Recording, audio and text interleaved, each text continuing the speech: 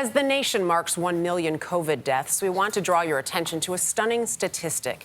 It's estimated that each death has a significant impact on as many as 9 people.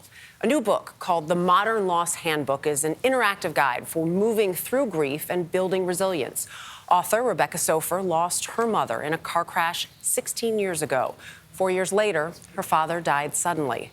After struggling to manage her own grief, Soffer co-founded her own online community to help others through the process. Rebecca Soffer is joining us now. Good morning to you. Thank you for being here. Thank you so much for having me. You know, it's interesting. We talk about grief, I think even with kids at a younger age, so people know, they know the steps, but why the need then to have a handbook still anyway?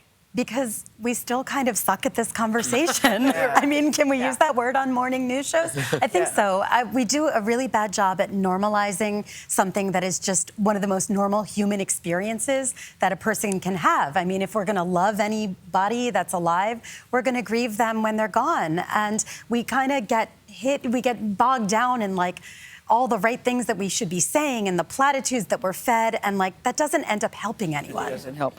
Yeah, like how you said, this is not an old school grief book. No angels, pastels, no kittens, and you like kittens. I do. No toxic positivity or suggestions to find gratitude in everything. What do you mean toxic positivity? I mean, like, you know, the insistence with like that gridded smile of like no bad days with like the prayer hands. And if you want to use prayer hand emojis, that's fine. Like, I'm not judging. Yeah. I'm talking about the intent behind it, which is like if you're closed to hearing somebody's actual story of what's actually going on, you're probably forcing some toxic positivity down their throat. There are bad days. Yes. There are bad days even 10 years down the line. That's okay. And it's not just okay, it's like a normal thing. No, you said sometimes, Rebecca, it's okay to be on the floor in a snotty heap, and that's all right.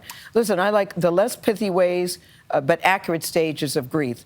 Total poop show. Oh, wow, I think I'm totally fine. Sheer panic.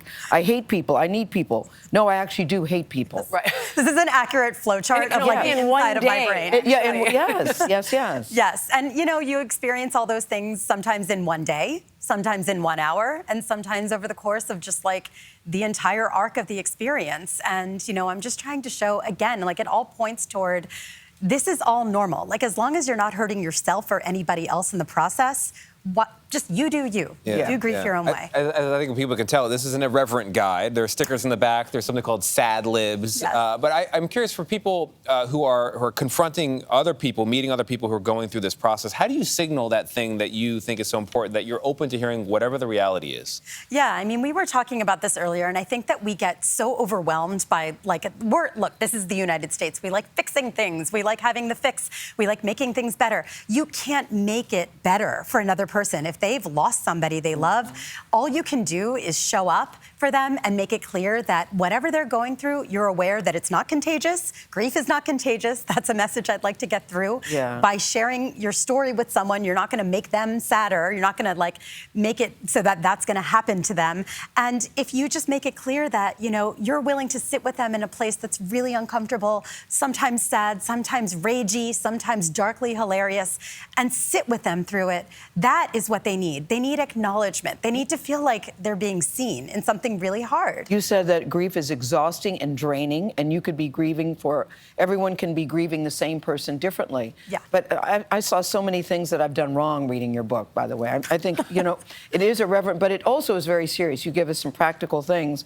When somebody is at work and they return back to work, the worst thing you can say is, how are you? I think How many times have we all done that, Rebecca? What should we be saying? Yeah, no, okay. So I'd like to say that I screw up on a daily basis, not only in everything I do in life, but how are you doing? I think it's more about like anchoring something in time. You know, like I've gotten a lot of hands on my shoulders with like, how are you? Like in the stairwells, and I feel very cornered, and I feel like it's really incumbent upon me to share that I'm completely fine, because the person doesn't actually want to know, or they feel uncomfortable. And I think that when you ask more specific questions, like how are you doing today? How's today for you?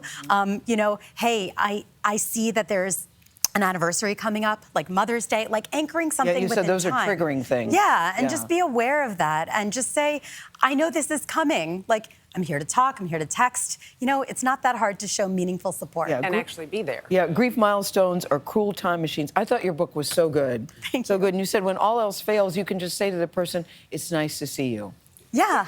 I thought it's nice to see you. I could say Gayle definitely means it because she's actually taking my book. After she's going to send it to somebody else. So. I'll send you another. Mine is all written up. Yes, that's true. It kind of helps, as you said, get everybody out of their own heads when it comes to this. Thank you so much for being here. Thank you. We obviously all enjoyed the book. And Yes. Modern Loss Handbook, if Gayle's not bringing you a copy, it does go on sale Tuesday. You can get your hands on it.